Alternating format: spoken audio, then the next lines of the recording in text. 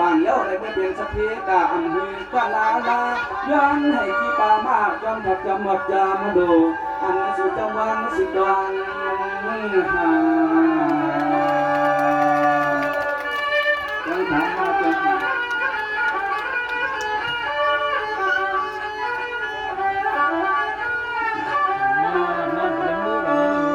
ก็ไม่ปีดินก็เฮาคาเลยดูเย้าเกียร์ตาหน้าจนก็ดูเฮาก็เลยดูอยากน้ำเย้าเกียร์ก็ไม่เฮาปีโลนั่งสมัครได้ยังเลยกาเพียงตัวหนึ่งลุมกวางสองข้าวเดี๋ยวห้องแทงต้อยลงคงเสมอผากปันปีนางปีใจเฮา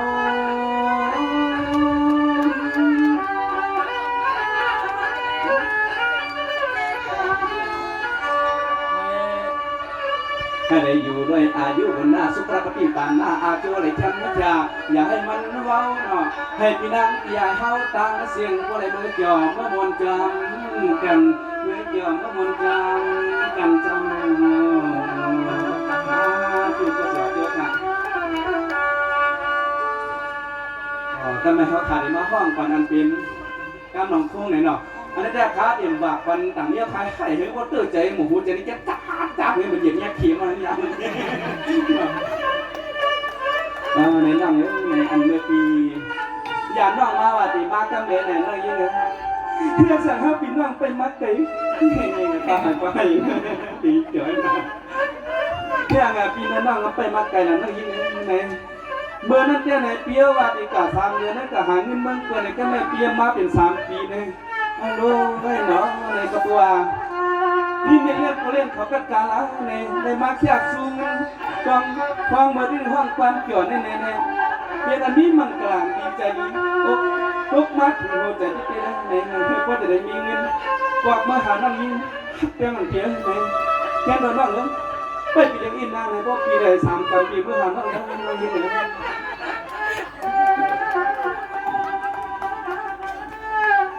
ย่องว่าเมื่อปีที่ได้ยันน้องควังขึ้นรถกาลีผ่ากอด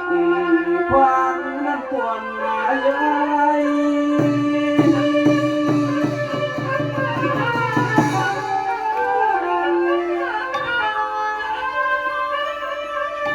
เมื่อนั้นปีก็ขึ้นจับเหนือรถอีกหันคอยน้องลักขึ้นฟังขึ้นกรุงไม่รู้ยาคานาคุณกงเพื่อที่ไหลก็เมืองสมุทรมวงก็ซึ้งเมืองสมุทรมวงก็ซึ้งที่ไหลขึ้นก็ขึ้น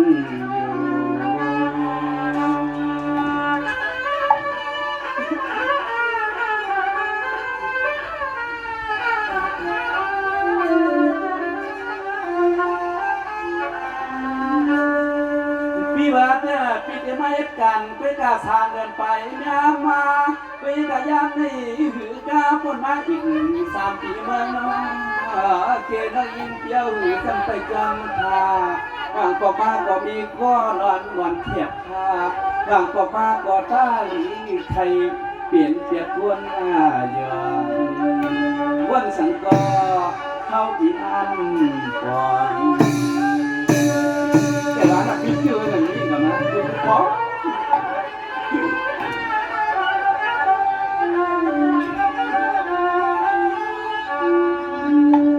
พี่และน้องหยิบมือหอมจอมกัน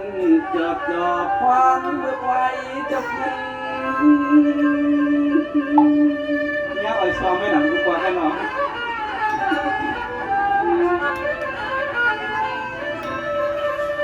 คืนหน้าอ่อนเย็นจริงจันนำมาฟังเขียนนำยังเห็นนำยังเฮ็ดเคยตัดเสียงเขาหยอกย้อนเคยตัดเสียงเขาหยอกย้อนเห็นนอนก็หูจังใจมึงด้วย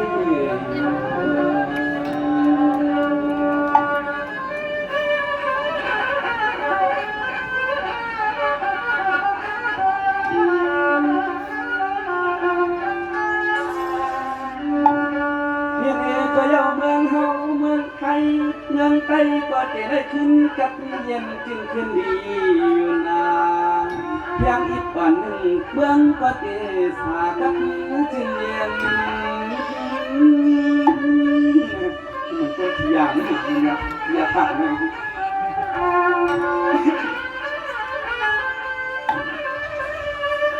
ย็นเอ็ดก็น้องเย็นใจเพียงอีกวันคืนน้องพี่จะได้ขึ้นก็เมื่อที่เมืองจูใจสู่ทางพี่จะได้ขึ้นก็เมื่อเมืองจูใจสู่ทางสู่ไปเอาทางอีกนาสุลาเพราะว่าพี่มีเงินยอดเต็มข้าเขาจ่องไปเมื่อลานี่น้องคงเกี่ยวกันค่ะเพราะห้องเกี่ยวมีเกี่ยวอะไรขึ้นก็ได้ทั้งน้องเนี่ย10 นาทีใน10 นาทีเจนจ้าออกกันแน่นอนใน10 นาทีเนี่ยเขาพาออกความตัวย่อเนี่ยเนาะถึงจืดเลยมีกับมีมังช้างนะมีมังช้าง